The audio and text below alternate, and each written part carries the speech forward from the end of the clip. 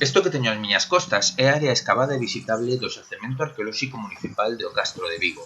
Antes de comezar a nosa visita e iniciar o percorrido por este lugar, é importante saber que é exactamente un castro, porque moitas veces os visitantes falan de castro facendo referencia a unha destas estructuras circulares e a iso chamámoslle castro.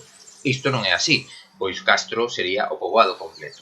Para comezar a nosa descripción e definición do que é un castro, temos que viaxar no tempo cara a prehistoria, a transición entre a Idade do Bronce e a Idade do Ferro.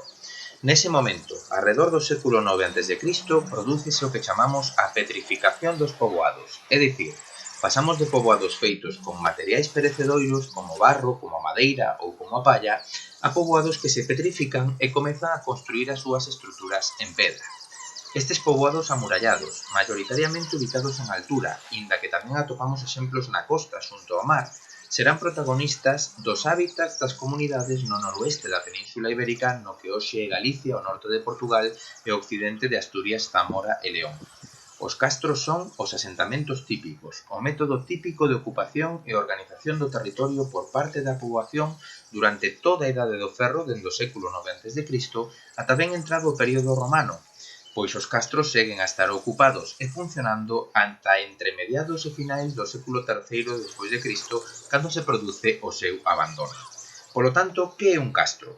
Pois un poboado como este que temos aquí detrás, inda que este sería moito máis grande do que vemos actualmente, xa que ocuparía boa parte das ladeiras do Monte do Castro, dende a croa ou parte máis alta ata o que hoxe serían as rúas Venezuela e Hispanidade, e que protagonizaron o asentamento das persoas na paisaxe do noroeste da Península Ibérica durante 1200 anos entre a Idade do Ferro e a Antiguidade.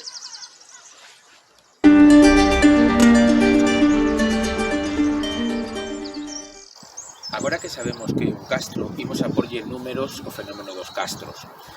No territorio galaico, que hoxe comprendería Galicia, norte de Portugal ata o Douro e todo o occidente de Asturias, Zamora e León, coñecemos máis de 5.000 destes emprazamentos.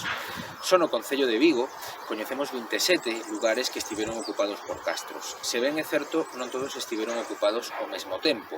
Temos castros máis antigos e castros máis próximos á época romana.